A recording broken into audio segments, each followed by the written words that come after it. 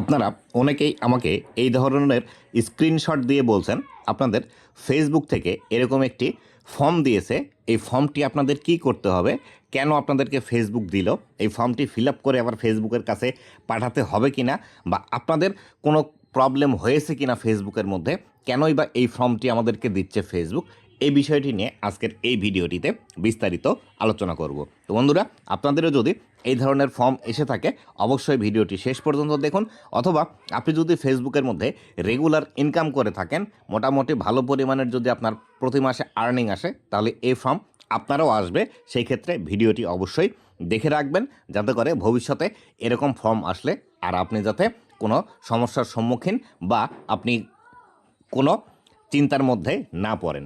তো বন্ধুরা, ভিডিওটি শুরু করার আগে ছোট্ট একটি রিকোয়েস্ট, চ্যানেলে নতুন হয়ে থাকলে অবশ্যই চ্যানেলটি সাবস্ক্রাইব করে দিয়ে পাশে আসা বেল নোটিফিকেশনটি অন করে দিবেন। ফেসবুক পেজ থেকে দেখলে অবশ্যই ফেসবুক পেজটি ফলো করে দিবেন এবং ভিডিওটি ভালো লাগলে অবশ্যই আপনি শেয়ার করে দিবেন।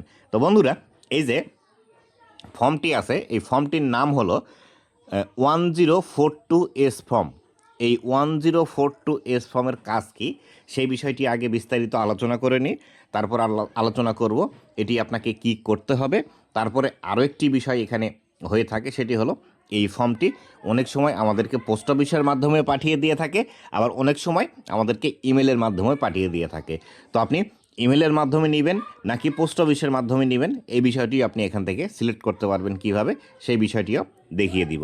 তো বন্ধুরা, এইখান থেকে এই যে 1042S যে ফর্মটি আছে, এই ফর্মটির প্রধান যে কাজটি আছে সেটি হলো আমাদের ফেসবুকে যে ইনকামগুলো হয়, এই ইনকামগুলো কিন্তু ভিউজের পরিবর্তেই হয়ে থাকে। যেমন ধরেন, আমাদের ভিডিওতে যদি 1000 ভিউজ আসে, এইখান থেকে আমরা 1 সেন্ট, 2 সেন্ট, 3 সেন্ট এইভাবে কিন্তু আর্নিং করতে পারি। এই যে আর্নিংগুলো আমরা করি, এই আর্নিংগুলো যদি ইউএস দেশ থেকে বা আমেরিকা থেকে ভিউজ আসার পরে আপনার আর্নিং হয়, সেই ক্ষেত্রে এই আর্নিং থেকে আমেরিকার সরকার যে ট্যাক্স কাটে, সেই ট্যাক্স কাটার পরিবর্তে এই বিষয়টি কিন্তু আমাদেরকে দিয়ে থাকে। এই যে এইখান থেকে একটি বিষয় আপনারা যদি খেয়াল করেন, তাহলে এরকম ফর্ম যদি আপনার এসে থাকে, তাহলে দেখবেন এই যে এখানে লেখা আছে ফেডারেল ট্যাক্স উইথ হেল্ড লেখা আছে, $2 লেখা আছে।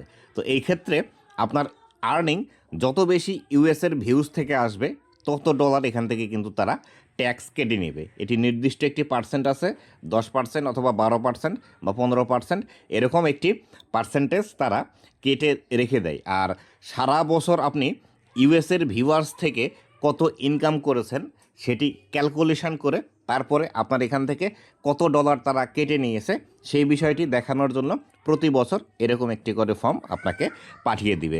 তো এই ফর্মটি আমাদেরকে ফিল আপ করে আবার পুনরায় পাঠাতে হবে না, এই ফর্মটি আমাদের কাছে রাখতে হবে।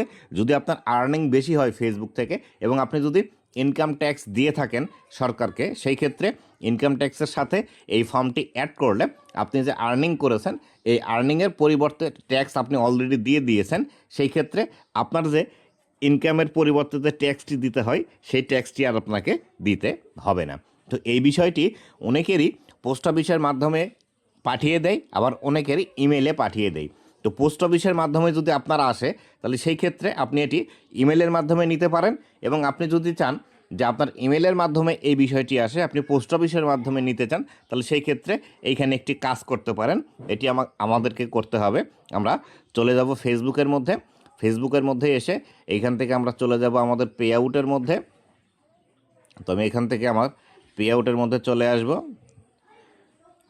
সেটিংসে ক্লিক করলাম, করে এখান থেকে আমরা পে আউটের মধ্যে আসব। এখানে আমার পে আউটটি নেই, এই যে দেখতে পাচ্ছেন আমি পে আউটের মধ্যে চলে আসলাম। পে আউটের মধ্যে আসার পর এইখানে একটি বিষয় দেখতে পাবেন, এইখানে ট্যাক্স ফর্ম লেখা আছে। এই ট্যাক্স ফর্মের যে বিষয়টি আছে, এইখানে আপনারা ক্লিক করবেন। এইখানে ক্লিক করলেই দেখতে পাবেন এইখানে একটি বিষয় লেখা আছে, এই যে পেপারলেস সেটিং।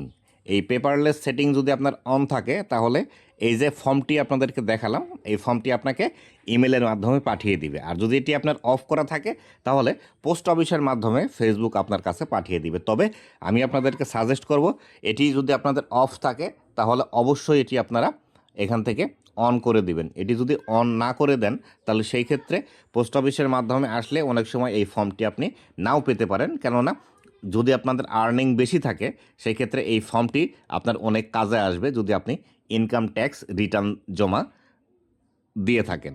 তো আশা করি বিস্তারিত বিষয়টি বোঝাতে পেরেছি।